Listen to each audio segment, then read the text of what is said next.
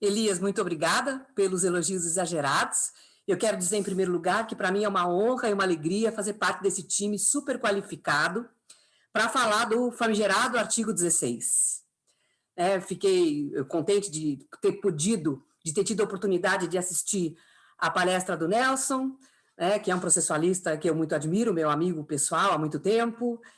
Infelizmente, não consegui assistir a palestra da Maria Lúcia, que é uma professora competente, minha sócia, minha amiga há 30 anos. Não sei se você fez palestra, mas com certeza você deve ter feito alguns comentários, né? E eu aqui repito o que sempre digo, que para mim você tem clones, não é possível que a mesma pessoa consiga fazer tanta coisa, né? Consiga ser jurista, montar eventos, ser advogado, etc. E o Serginho e o Zanetti, que são pessoas pelas quais eu tenho um imenso carinho e uma grande admiração, realmente. Zanetti é meu amigo mais recente, nos encontramos em ocasiões muito glamourosas fora do Brasil, não é nem em Paris, porque Paris né, todo mundo se encontra em Paris. Nós nos encontramos em Lyon, que é muito mais chique, em Florença, em Torino, sei lá, nas filas de aeroporto, e o Serginho, de quem eu sou fã número um. É uma pena que eu não tenha tido o prazer de assistir as palestras de todos. Peguei, acho que 1/3 da palestra do Zanetti. O tema é difícil, tem um viés ideológico. Eu espero que a minha palestra não seja um anticlímax, porque o meu tipo de advocacia indica que eu deveria aqui sustentar que o artigo 16 é constitucional. E eu vou realmente sustentar que o artigo 16 é constitucional. Mas, muito honestamente, eu vou sustentar isso porque eu acho isso. Quer dizer, se eu não tivesse o tipo de advocacia que eu tenho, eu sustentaria que o artigo 16 é constitucional. Realmente não é essa a razão pela qual eu estou me manifestando nesse sentido, neste evento. Eu até, por um acaso dos acasos, sou coordenadora de um grupo, de um projeto muito interessante que está sendo realizado pelo Instituto Max Planck. Eles têm a intenção de fazer uma enciclopédia que vai ficar na internet, consulta livre, sobre direito comparado. E o meu grupo, coincidentemente, é justamente o grupo de Class Actions. Eu sou coordenadora do grupo e lá tem uma professora da Índia, uma professora da Itália, um professor da África do Sul, um professor da França. É um grupo extremamente heterogêneo. E por isso, eu tenho conseguido ter uma noção bem clara do que são as class actions no mundo atualmente, né? E eu confesso para vocês que o que mais tem me impressionado é o que está acontecendo nos países em que existe realmente class actions, né? Não existe aquela aggregate litigation, né? Como existe na Inglaterra, a Group Litigation Order, né? Que são várias ações que são reunidas. Não, são class actions mesmo.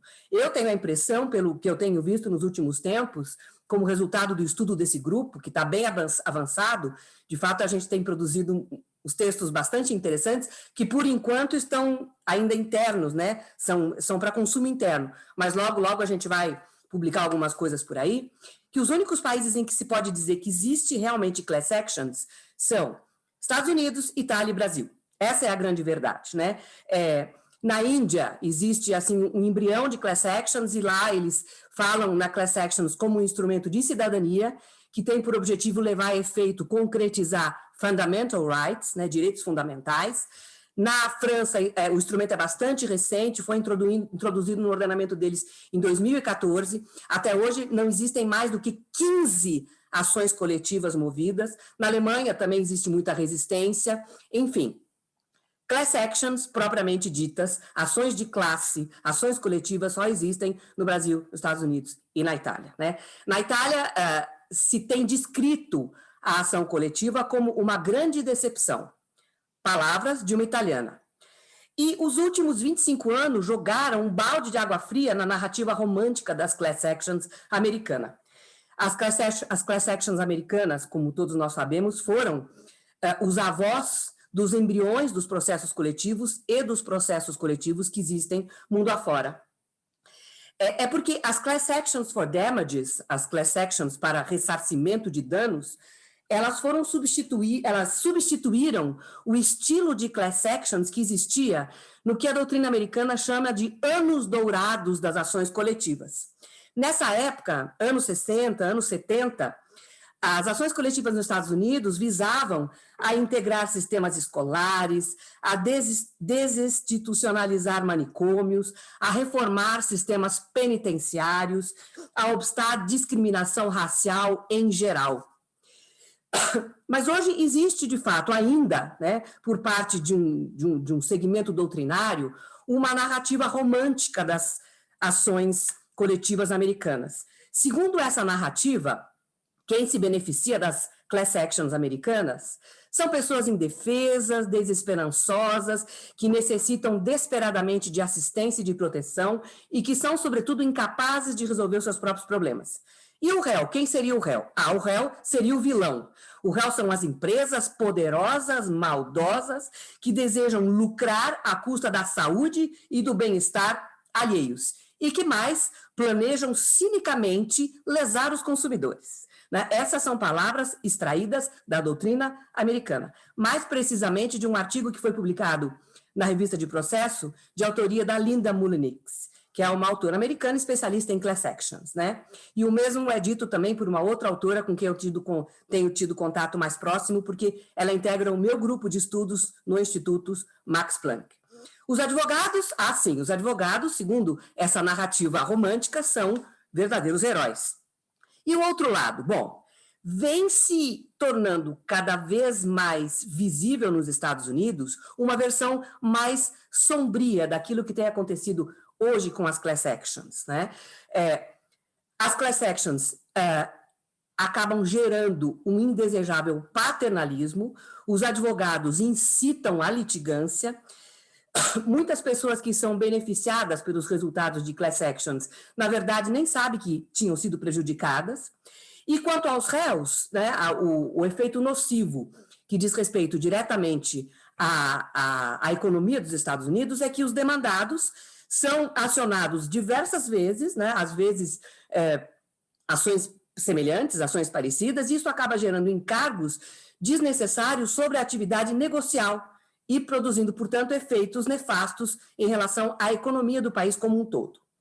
Bom, em função desse quadro que existe atualmente nos Estados Unidos, o resultado é que se tem uma noção muito clara da necessidade de se mudarem as regras, né? Toda a doutrina americana atual, sejam aqueles partidários dessa visão romântica, que no meu entender meio que está um pouco murchando, quanto esses que têm uma visão mais sombria, concordam no sentido de que essas regras têm que ser mudadas, né? Porque elas são complexas. E, na verdade, elas não devem ser complexas e herméticas, né? É mais ou menos o que acontece aqui. Já é um absurdo a gente ter um instituto regido por dois diplomas legais diferentes. Tem uma lei que trata das class actions no Brasil, mais ou menos, né? Ela está um pouco no Código do Consumidor, um pouco na legislação civil pública, mas as ações de improvidade também, no fundo, também são ações de classe. Enfim, nosso sistema não é um sistema claro, não é um sistema didático, é um sistema que gera muito problema, né? Se a gente for olhar só os dois diplomas básicos que disciplinam as ações coletivas no Brasil, nós já podemos encontrar complicações criadas pelo próprio legislador, né? A coisa julgada segundo o evento da lide, a coisa julgada segundo o evento probationis, coisa julgada in utilibus, né? Quem sabe o que é isso? Isso é confusíssimo, na verdade, né? Então, as class actions, né, no Brasil, as ações de classe no Brasil, na minha opinião, na minha forma de ver as coisas, como estudiosa de processo e como alguém que vive no Brasil de hoje e vive intensamente, porque vive profissionalmente também, as ações de classe são ótimas, mas efetivamente elas não funcionam bem.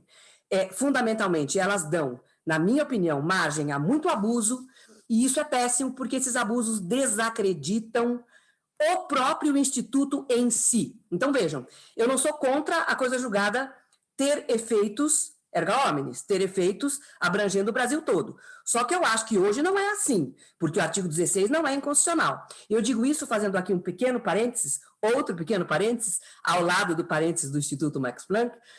O CNJ encomendou recentemente, né, enfim, como todos sabem, um projeto para uma lei de ação coletiva. Eu participei como relatora desse projeto, e neste projeto nós optamos por criar uma regra no sentido de que a coisa julgada produz efeitos erga omnes. Então, não se trata de uma má vontade com relação a essa perspectiva só, né? Se trata, isto sim, da minha opinião, em relação ao direito positivo de hoje, ao que ele prevê, né?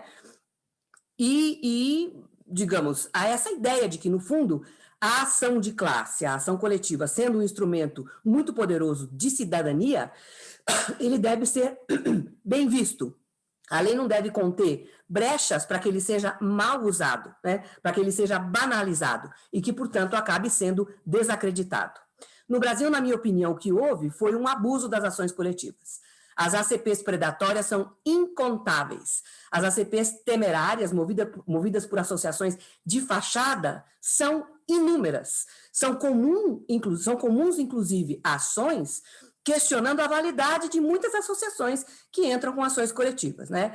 O Benetti tem um artigo muito interessante, o ministro Sidney Benetti, publicado na revista de Processo também, mas isso já faz algum tempo, mas ele faz uma afirmação muito interessante, ele diz o seguinte, olha, o Brasil é um país tão peculiar, é um país tão cheio de jabuticabas e guaranás, que nós conseguimos a proeza de massificar as ações coletivas. Então, o mesmo ponto de direito que vem gerando ações no Brasil acaba gerando zilhões de ações coletivas e zilhões de ações individuais, né? Bom, como se percebe a racionalidade das ações coletivas, tais quais previstas pelo Código do Consumidor e pela Lei de Ação Civil Pública, vem sendo efetivamente afastada, né? Basta se trazer à colação essa tendência, que já não é mais tendência, é uma regra que vem sendo adotada pelos tribunais superiores, pelo STJ, principalmente, pelo STJ, na verdade, no sentido de que, tendo uma ação coletiva, para ser julgada, devem se suspender as ações individuais, né? Essa é uma tendência bem forte que tem se revelado no STJ e que é contrária à letra da lei, né? Porque pela letra da lei não há litispendência entre as ações coletivas e as ações individuais. Por outro lado, se percebe também que a racionalidade das ações coletivas é antiga, né? Porque há, por exemplo, hoje, né, bem delineado pelo Código Novo, o incidente de resolução de demandas repetitivas, o IRDR, que suspende as ACPs e as ações individuais e tem eficácia apenas no Estado ou na região, né? Aqui faço um parênteses bem rápido, terminológico, para dizer a vocês que eu estou utilizando como sinônimas as expressões ação coletiva e ACPs, né? Ação civil pública e ação coletiva. Bom, vamos então ao artigo 16. Existem basicamente 3 posições a respeito do artigo 16. Há aqueles que dizem que o artigo é constitucional, né? Essa posição se divide em 2. Aqueles que dizem que é constitucional se dividem em 2 grupos. O primeiro grupo, que diz que a coisa julgada nas ações coletivas abrange a comarca, e o segundo grupo, que é o que predomina, que é o que diz que a coisa julgada coletiva abrange a região de competência do tribunal, que vai julgar o recurso de 2º grau dessa ação. Segunda posição é inconstitucional e terceira posição é ineficaz. Bom, a primeira observação que eu acho de uma relevância de fato digna de nota que eu devo fazer nessa minha exposição é a seguinte: se o artigo 16 é inconstitucional, segundo alguns, não é a minha opinião, e se a coisa julgada, produzida numa ação coletiva, abrange todo o país, então tem que se considerar haver litispendência, né, que é o que não ocorre, né? É comuníssimo haver uma ação coletiva proposta por um promotor no Rio Grande do Sul, idêntica a uma ação coletiva proposta por um promotor no Rio de Janeiro, que a seu turno é idêntica a uma outra ação coletiva proposta numa ação em São Paulo, né? Eu conversava com a Malu um pouco antes, justamente para a gente combinar o que a gente ia falar nesse evento, e nós nos lembramos de um caso que veio parar nas nossas mãos, em que, numa ação coletiva proposta no Rio, o promotor conseguiu uma liminar que condenava a instituição financeira a fazer X sob pena de multa diária de R$20 mil, né? E a mesma ação no estado de São Paulo também gerou uma liminar que condenava a instituição bancária a fazer a mesma coisa sob pena de 10 mil reais diários multa. O que quis o promotor de São Paulo? Quis executar em São Paulo a liminar proferida no Rio de Janeiro, né? Porque isso é uma deformação do Instituto. De duas, uma. Ou a coisa julgada é realmente erga omnes, que é normalmente o que sustentam os membros do Ministério Público, e então se entende que há litisπendência, não pode haver duas ações iguais, né, porque elas vão então produzir uma sentença que vai beneficiar a mesma comunidade, né, ou a coisa julgada é realmente restrita ao território de competência do juízo, né? Então, tudo bem, então pode haver uma ação no Rio e outra ação em São Paulo. Agora, sustentar que a coisa julgada é erga omnes e que não há litisπendência, isso é que não dá. Por quê? Porque, na verdade, aquela regra do processo civil tradicional, do processo civil individual, né, daquele que disciplina as ações entre João e Maria, ou como diria Barbosa Moreira, entre Caio e Tício, né, esse critério para se encontrar a litisπendência não se aplica para as ações coletivas, né? Não são as partes a causa de pedir e o pedido. Porque o que importa, na verdade, no lugar das... Sim, a causa de pedir e o pedido, sim. Mas no lugar de partes, o que a gente põe quando a gente pensa nas ações coletivas? A gente põe justamente aqueles que vão ser atingidos pela eficácia da decisão. Ora, se a coisa é julgada erga omnes, se a ação foi movida por um promotor no Rio, outro em São Paulo, com a mesma causa de pedir e com o mesmo pedido, é óbvio que a segunda ação não é conexa à primeira. Ela é idêntica à primeira e, portanto, ela não pode ser movida. Né? Primeira observação. Segunda observação. Ah, tá. Então, o artigo 16 é inconstitucional e a coisa julgada é erga omnes. Tudo bem. Se entender assim, óbvia e evidentemente, uma ação coletiva, uma ação de classe, né? Uma ação civil pública, nunca pode ser movida com base numa alegação de inconstitucionalidade. Né? Por quê? Vão dizer, bom, mas a inconstitucionalidade, quando ela é decidida incidenter tantum, ela só abrange as partes. Mas as partes são todos. Então, é óbvio que eu não posso, né? Se eu sustentar que a coisa julgada produz efeitos erga omnes, eu não posso admitir que a causa de pedir se ligue à inconstitucionalidade. Porque, então, se assim for, eu vou estar produzindo, por meio do julgamento de procedência de uma ação coletiva, uma decisão que equivale ao resultado de uma DIN. Não formalmente, mas praticamente, em termos de eficácia real no mundo empírico, é o que eu vou ter. Bom, por que seria inconstitucional, então, o tal do artigo 16? Eu me penitencio muito de, infelizmente, não ter podido assistir às exposições do Zanetti e do Arenhardt, porque eu não sei se eu estou realmente rebatendo os argumentos de que eles se valeram, mas eu assisti os do Nelson, e eu ouvi os do Nelson, e os do Nelson estão aqui devidamente rebatidos. Bom, primeiro argumento que é usado pela doutrina, né? Isso porque a doutrina é, digamos, uns bons 99% no sentido de que o artigo 16 é inconstitucional. Bom, porque ele restringe a competência do tribunal e dos próprios tribunais superiores. Como há substituição, né, nos recursos, é natural que essa substituição de uma decisão por outra corresponde a um alargamento da eficácia da decisão. Não, de modo algum, os limites objetivos e subjetivos das demandas são fixados na inicial, né? Perpetuatio libelli, perpetuatio legitimationis, tudo é fixado na inicial. Não existe esse alargamento progressivo, né? Quando o juiz diz é procedente, é o município. Quando o tribunal diz, é o Estado. Quando o STJ diz, é o país todo. Poderia até existir, mas não existe. Eu tenho para mim, agora que eu estou pensando nisso, estou me lembrando de uma decisão muito antiga, ainda do ministro Benetti, em que ele constrói isso. Né? Foi uma decisão que ficou perdida, né, no meio de muitas outras decisões, umas dizendo que o artigo 16 é inconstitucional e outras dizendo que o artigo 16 é constitucional. Mas ele foi muito criativo, mas infelizmente essa construção dele não tem apoio no ordenamento positivo brasileiro. Segundo argumento, ofende a isonomia. Assim, ofende mesmo. Ofende no sentido de que se contrapõe à ideia de isonomia, mas não ofende no sentido de que não se pode afastar a isonomia nesse caso. Se pode, sim. O próprio regime da coisa julgada individual, na verdade, passa por cima da isonomia, sim. né? Eu não pago determinado tributo porque eu entrei com uma ação que caiu numa vara e que o juiz entendeu que eu tenho que pagar o tributo, que eu não tenho que pagar o tributo, né? Mas o meu vizinho moveu uma ação idêntica, né? E caiu com o juiz que diz que ele tem que pagar o tributo porque o tributo é inconstitucional. É claro que o sistema contém hoje um número bastante expressivo de expedientes para evitar esse tipo de contradição. Nós temos os repetitivos, temos o IRDR, mas que a coisa julgada individual pode sim passar por cima da isonomia, pode. E ninguém nunca disse que a coisa julgada individual era inconstitucional. Terceiro argumento, contraria o espírito das ações coletivas. Eu diria que, de uma certa forma, pode até ser que contrarie, só que o espírito das ações coletivas não está na Constituição Federal.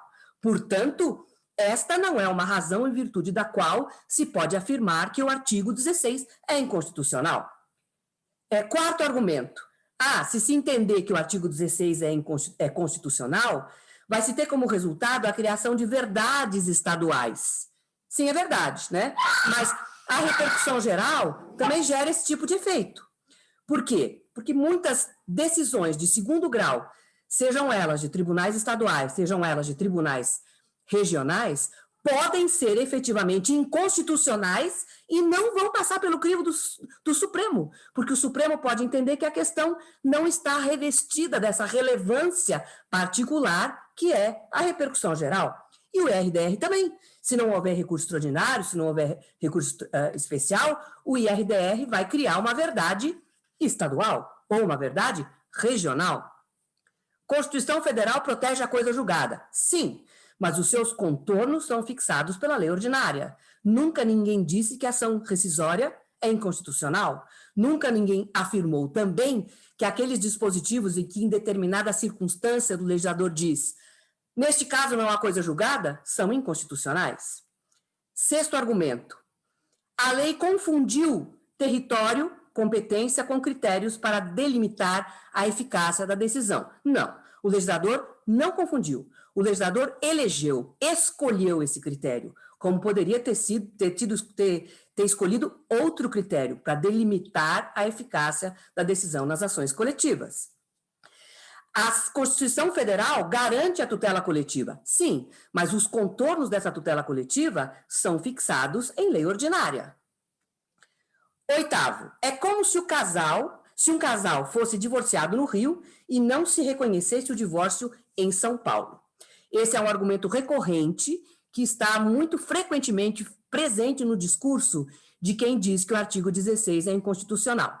Esse argumento, no meu entender, data vênia, apesar dos juristas de escola, dos juristas de primeiríssima categoria, trazerem esse argumento muitas vezes por seu discurso, no meu entender, é o mais fácil de rebater, porque este fenômeno se liga à eficácia natural da sentença como ato estatal. Então, se eu me divorciei em São Paulo, esse meu divórcio vai ter que ser respeitado no Rio, no Acre, na Itália, aonde quer que seja. Isso não significa que as pessoas lá no Acre são atingidas pelo meu divórcio. Não, significa que elas têm que respeitar o meu estado civil, que foi obtido, no meu caso específico, por meio de uma ação de divórcio, um divórcio litigioso. Todos têm que respeitar a sentença transitada em julgado como ato estatal. Né? E isso não significa que essas pessoas que têm que respeitar sofram os efeitos dessa sentença. Né? O mesmo se diz, por exemplo, com relação especificamente a um caso citado pelo professor Nelson, na sua excelente exposição, ele diz, vai parar uma privatização, né?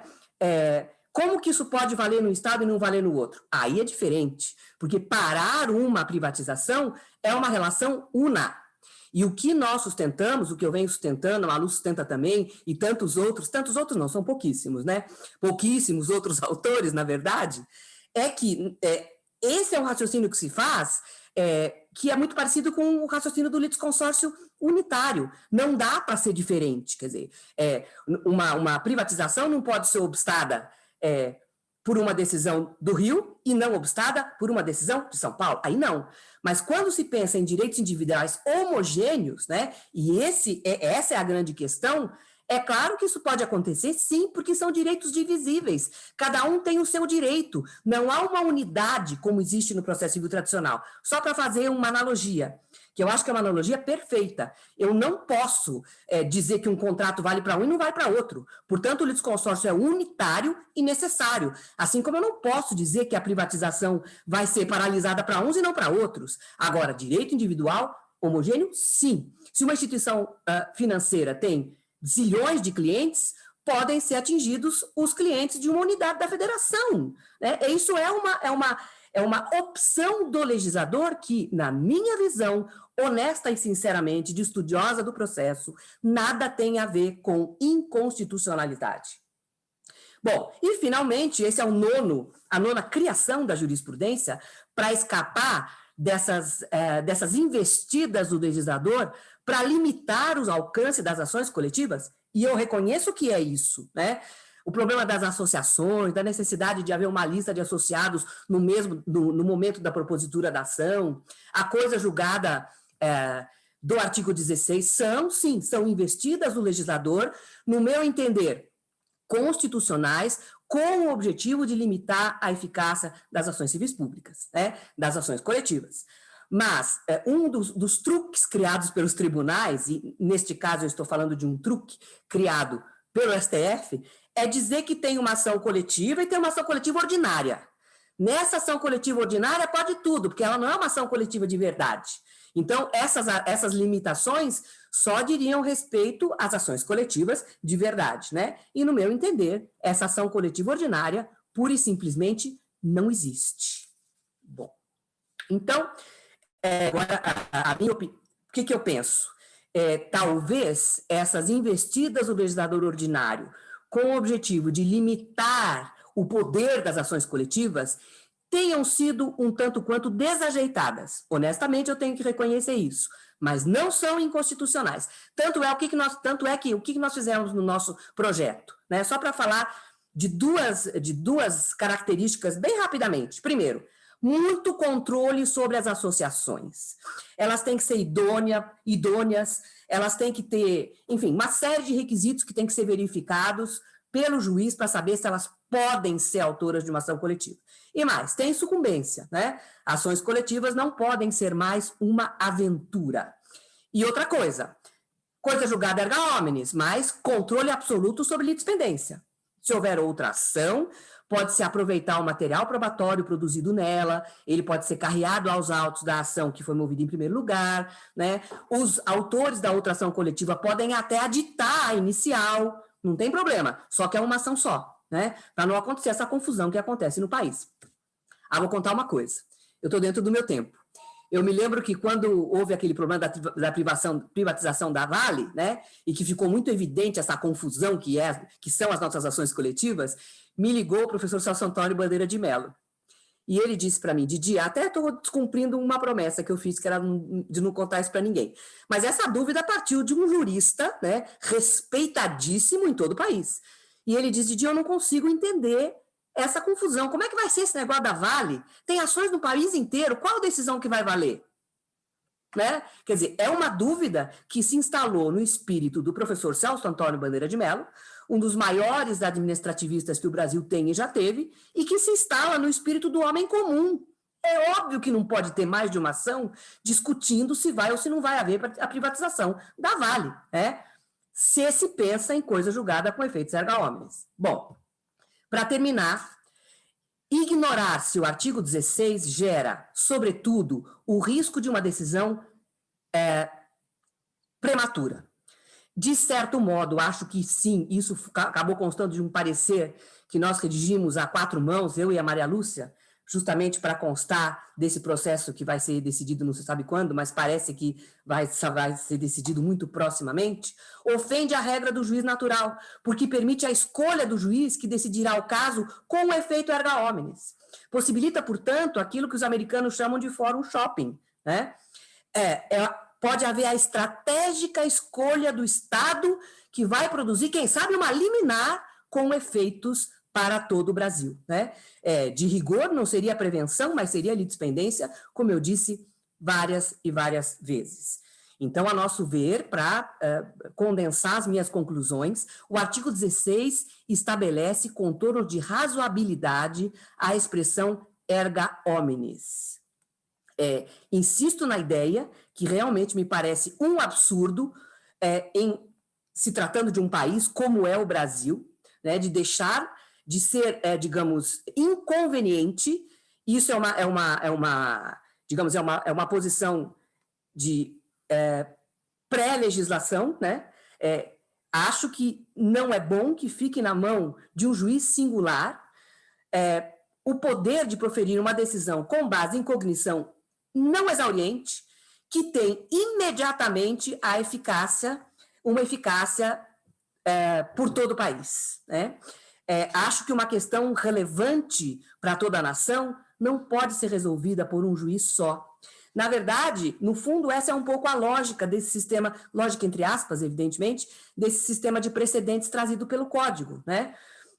Na verdade, os precedentes são fixados preferentemente pelos tribunais superiores, né? Um recurso extraordinário avulso no regime da repercussão geral, como diz pomposamente a lei, né? Mas isso nada mais é do que um recurso extraordinário avulso entre A e B, já produz um precedente vinculante, né?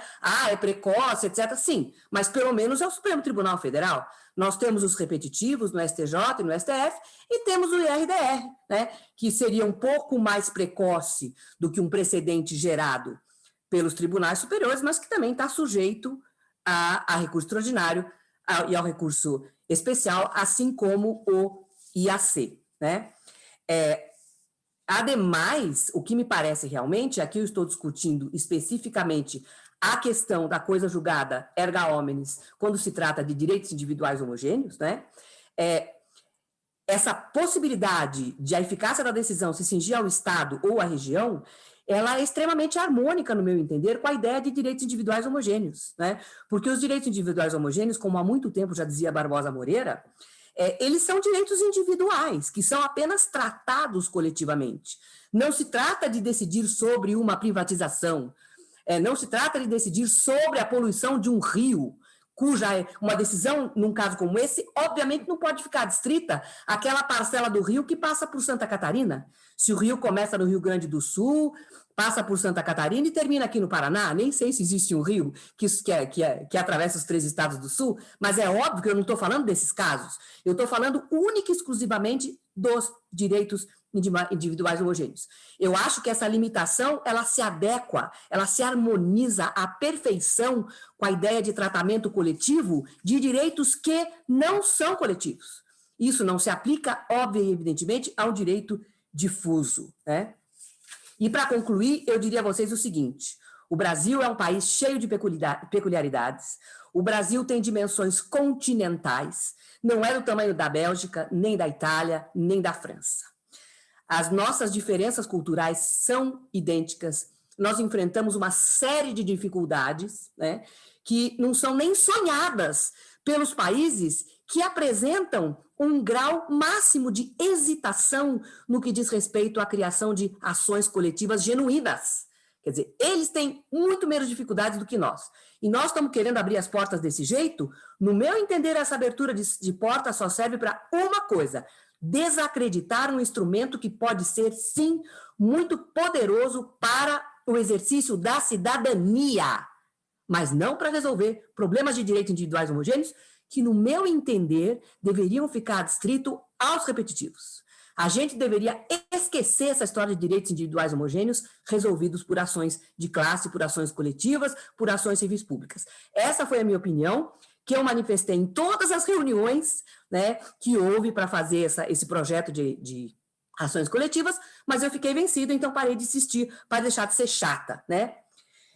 Acho realmente, e com isso eu encerro a minha fala, já agradecendo muito ao Elias, ao Bolsinhas, o convite, manifestando de novo a minha alegria de ter falado para pessoas de quem eu gosto muito e que admiro bastante também, muito. Soluções românticas, que em tese seriam ideais, muitas vezes, realmente, não são as mais indicadas para o mundo real, para o nosso mundo real. Muito obrigada.